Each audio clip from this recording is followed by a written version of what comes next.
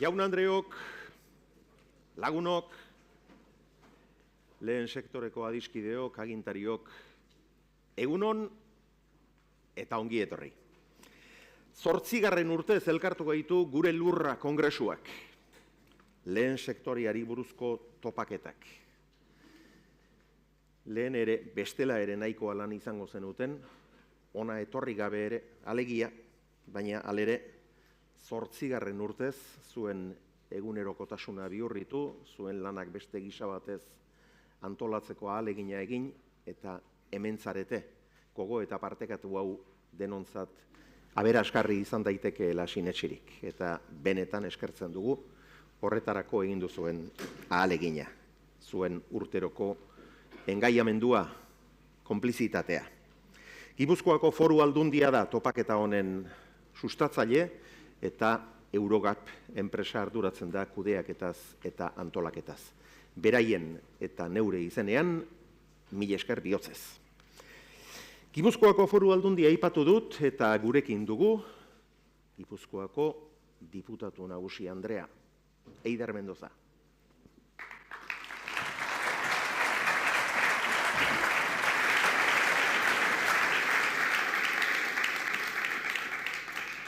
Egunon guztioi eta ongi etorri gaurko saio honetara, zerorrek aipatzen zenuen, nahiko lanez eta gaur honea etorri, baina etortzen geran honetan eta justo hasi aurretik komentatzen genuen parte hartuko duten batzuekin batera, nola batzuetan ze ondo etortzen dan, mundua hain azkar doan honetan eta geure bizitzak ere hain azkar eta batzutan hain trakets hasten direnean, nire kasuan bezala gaur, seguru nago zuetako batzuentzat ere halaxe hasi dala, ze ondo etortzen dan, eseri, pentsatu, elkarrentzun eta geure burua aberastea ere, hemen esango dan hainbat eta hainbat gauzarekin, hainbat eta hainbat esperientziarekin. Eta horretara etorri gera gaurkoan ere. 8. edizioa da, eta olakoetan esaten dugu, kursalean egiten dela hain zuzen ere honek oso ondo irudikatzen duelako, egin nahi dugun lana, zubilana, barrukaldea eta kostaldearen artean. Baina gaur goizean honi bueltak ematen hain itzala, gogoan neukan, nola kursalaren 25. urteurrena bete zenean eta hori ospatu genuenean, topaketa bat egin zan eta orduan aipatzen nuen nola honek ere bazuen beste irudi bat, nire ustez garrantzia handia zuena edo Gipuzkoako Foru Aldundiaren ustez garrantzia handia zuena. Eta zan hain justu plazarena.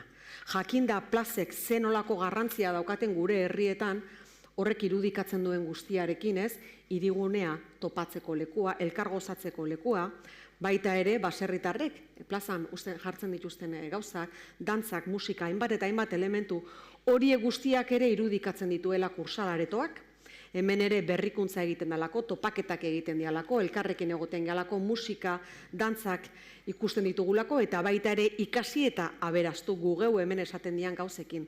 Hortaz, zubia gustatzen zait, baina plaza ez dakit ezote zaidan noandik ere gehiago gustatzen.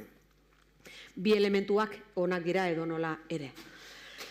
Gaur hitzaurre hau egiteko garaian nik, sustraiak aipatzen ditugunez, pixkat atzera egin nahi nuke.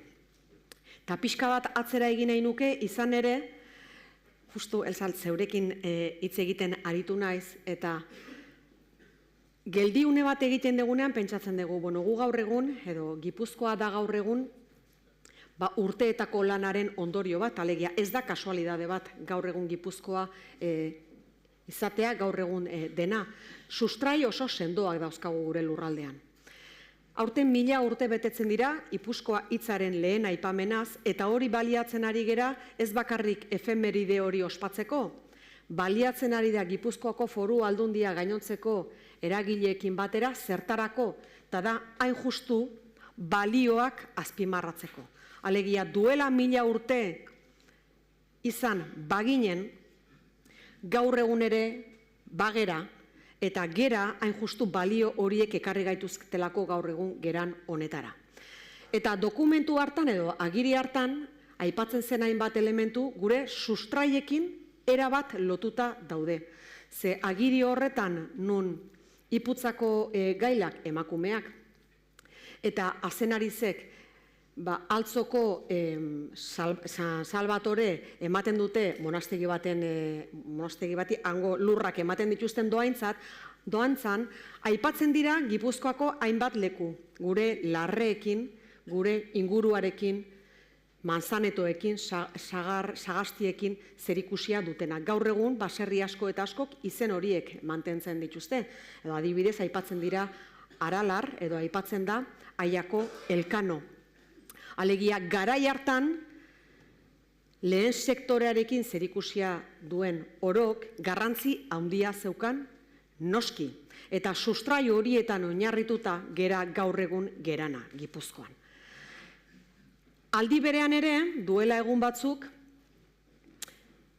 egon ginen Pasaian, eta han San Juan Baleontzia ikusi genuen ureratzen, San Juan Baleontziaren replika ikusi genuen ureratzen.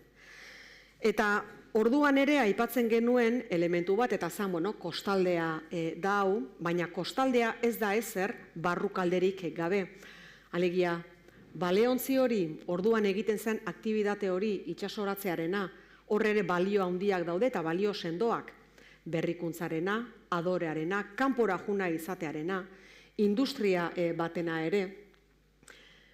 Hori guztia elitzateke posible izango barrukaldearen ezagutzari gabe. Eta hor daude ehunak, daude sokak, dago noski basogintza. Alegia, ez bakarrik gure lurraldean daude sustraiak, eskuizkribu horretan agertzen zirenak, baizik eta batipat ere dago harreman oso estua gure lurraldean kostalde zein barrukalde. Eta harreman oso estu horren ondorio gera gaur egun Gipuzkoan garena. Balio oso sendoetan oinarrituta. Eta balio hori dira elkartasunarena, berrikuntzarena, hobetu nahiarena, lan egitearena, gure sustrai horiek zaintzearenak. Baina ez gera horrekin ere konformatzen, alegia ez da kasualidaderen fruitua, eta beraz, etorkizunean ere zerbait izan nahi baldin badegu, eta nahi dugu, balore horrietan ere jarri behar dugu indarra. Alegia, etorkizunera begira ere berrikuntzak egin behar ditugu. Horren fruitu dira, adibidez, Gipuzkoako Foru Aldundiak elkarlanean abian jarri dituen egitasmo batzuk. Honetan ere, berrikuntza ezinbestekoa dalako. Etorkizunean ere, hau ezin degulako utzi pertsona batzuen, bakan batzuen ardurapean, baserritaren ardurapean, bakarrik inundik inora, ardura konpartitua da.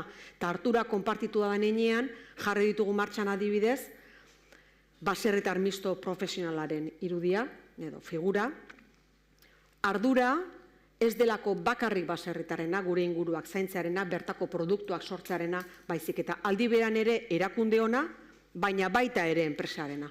Alegia, gizarte osoaren ardura dela horiek guztiak sustatzen jarraitzea. Aldi berean ere, Basoti Fundazioa, jakinda Gipuzkoan, gure lurraldean, azaleraren 162 basoa dela, eta baso horren jabetza kasu asko eta askotan pertsona askoren esku dagoela eta jabego oso txikiak direla, badago abandonoaren arrisku oso handi bat, eta hori kudeatzeko jarri da Basoti Fundazioa martxan. Figura berritzailea ere badena eta ekarpen handia egingo diona ere gure basoak zaintzeari. Baina aldi berean ere gilur badana tresna digital bat lurrak eskaintzeko, espazio digital batean. Egin dugu berrikuntza iraganean, eta egin beharra daukagu ere etorkizun batean, Gipuzkoa izan dadin gaur egun dana, ze lehenengo sektorea aipatzen danean, dauke garrantzia oso handi bat, baino ez bakarrik argazkietarako, ez bakarrik turismorako, baizik eta gure lurraldean ekarpen kualifikatu ikaragarria egiten dio gure lurraldeari. Eta horrek eskatzen duena da, konpromiso handia, eta konpromisoaz haratago eskatzen duena ere da, naiz eta hitza igual oso polita ez da, baina nik hala adierazi nahi izaten den beti, eskatzen duena da militantzia gutako bakoitzaren aldetik. Konpromiso sendoa eta konpromiso irmoa. Etorkizunean ere horrela jarraitu dezan. Eta hortik aurrera, hoetxezian izuekin konpartitu nahi nituen hitzak, ez da kasualidadea gaur egun garena, ahalegin handia egin behar dugu etorkizunean ere honek etorkizun oparoa izan dezan eta aldi berean gure lurraldeak, eta hortaz ahalegin konpartitu honetan elkarren beharra daukagun enean, Gipuzkoako Foru Aldundia bere konpromisoa eta bere militantzia eskaintzen du. Eta horri eutsiko diogu etorkizunean ere. Eta zuetako bakoitzari ekarpena eskertu eta zuen konpromisoa ere eskertu noski Gipuzkoako Foru Aldundiaren izenean. Eta horixe, orain, Euskitze, zure esku gelditzen gera. Beti bezala. Eskerrik asko lanoi.